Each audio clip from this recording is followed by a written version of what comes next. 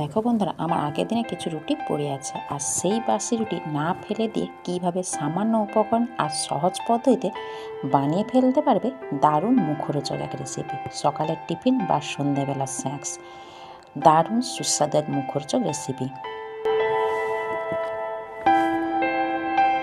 চলো ঝটপট দেরি না করে রেসিপিটি দেখতে থাকো। এখানে আমি কয়েকটা সবজি নিয়েছি: গাজর, ধনেপাতা, বিনস, বরবটি, বাঁধাকপি আর মটরশুঁটি। সমস্ত সবজিগুলোকে একেবারে ছোট ছোট করে টুকরো করে নিতে হবে। বাঁধাকপিটা দেখছো কতটা সরু করে নিতে হবে। সমস্ত সবজি নিয়ে নিতে হবে। নিয়ে এবার কড়াই বসে তাতে সামান্য সাদা তেল দিয়ে দিতে হবে। সাদা তেলটাকে ভালোভাবে গরম করে প্রত্যেকটা সবজি এক এক সবজি আলাদা আলাদা করে লাল করে ভেজে নিতে হবে। ফার্স্ট আমি বরবটি আর বিনস একসাথে দিয়ে তাতে সামান্য নুন দিয়ে এবার সবজিগুলোকে একটু নাড়াচাড়া করে ভালো করে লাল করে ভাজতে হবে। তারপর দিয়ে দিচ্ছি গাজর কুচি। আর খেয়াল রাখবে সবজিগুলো যেন ভালোভাবে যেন সুসেদ্ধ হয়ে যায়। আবার একটু নাড়াচাড়া করে দিয়ে দিচ্ছি বাঁধাকপি কুচি। এবার সমস্ত সবজি আবার ভালোভাবে নাড়াচাড়া করে নিতে হবে। মিডিয়াম তাপে নাড়াচাড়া করতে হবে যতক্ষণ না সবজিগুলো সুসেদ্ধ হচ্ছে। এবার সবার শেষে দিয়ে দিচ্ছি মটরশুঁটি। এখানে আমি প্রথম থেকে হলুদটা ব্যবহার করছি না। সমস্ত সবজি নাড়াচাড়া করে নেওয়ার পর সবার শেষে আমি হলুদ দিয়ে দেবো। দিয়ে সবজিগুলোকে আবার একটু নাড়াচাড়া করে নামিয়ে নিতে হবে। এবার আবার কড়াই বসে তাতে 2 টেবিল চামচ সাদা তেল দিতে হবে। সাদা তেলটা ভালোভাবে গরম করে এলে 1 চামচ গোটা জিরেটা ভালোভাবে সুগন্ধ এলে দিয়ে দিতে হবে 2 থেকে 3টে কাঁচা লঙ্কা। আর কাঁচা লঙ্কাগুলোকে এভাবে কিন্তু ফাটিয়ে নিতে হবে, নাহলে কিন্তু চোখে মুখে ছিটকাবে। তারপর দিয়ে দিতে হবে একটা বড় সাইজের পেঁয়াজ কুচি।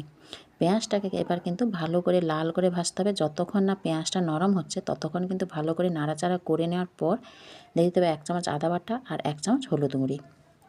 দিয়ে আদা বাটাটাকে কিন্তু ভালো করে কিন্তু কষে নিতে হবে যতক্ষণ না আদার কাঁচা গন্ধ যাচ্ছে। আদার কাঁচা গন্ধ চলে গেলেই দিয়ে দিতে হবে 1 চামচ রসুন বাটা।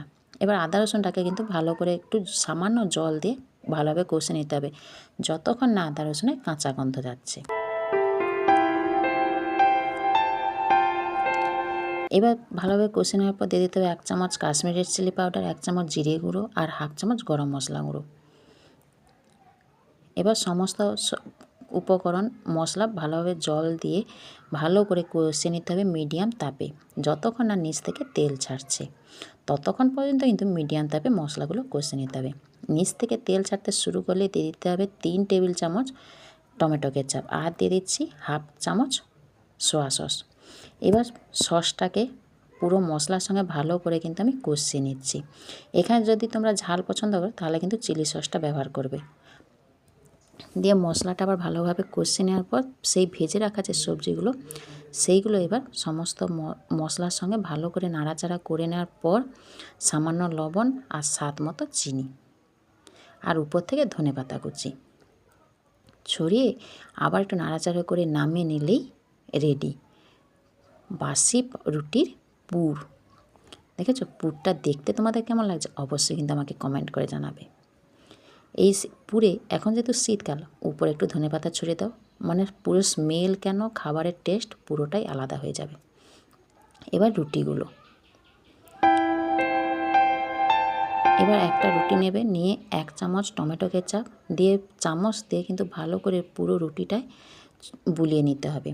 দিয়ে এক পাশে কিন্তু ওই পুরটা সবজির পুর এক পাশে দিয়ে ভালো করে একটু চেপে চেপে উপরে একটু ঝুড়ি যাতে স্বাদটা একেবারে দারুণ চমৎকার আসে।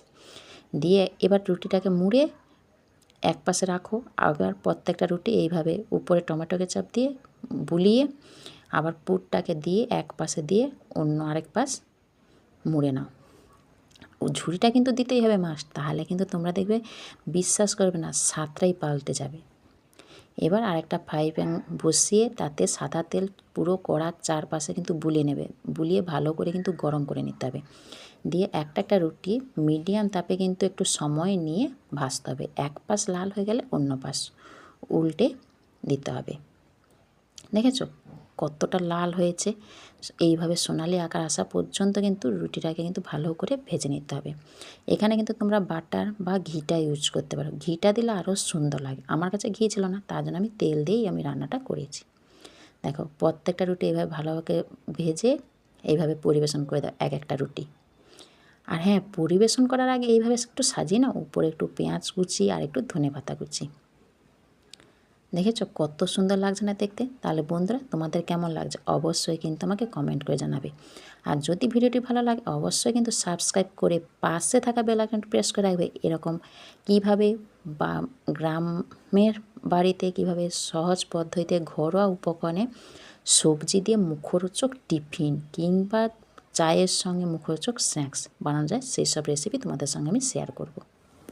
তাহলে বন্ধুরা দেখেছো কিভাবে বাসি রুটিতে সুস্বাদু মুখরোচক স্ন্যাক্স বানানো যায়, তাই তোমরা ঝটপট বানিয়ে নাও আর ট্রাই করবে কখনো রুটি না পেলে কিভাবে বাসি রুটি দিয়ে এইভাবে মুখরোচক স্ন্যাক্স বানানো যায়। তাহলে দেখা হচ্ছে পরবর্তী রেসিপিতে, ততক্ষণ ভালো থাকবে, সুস্থ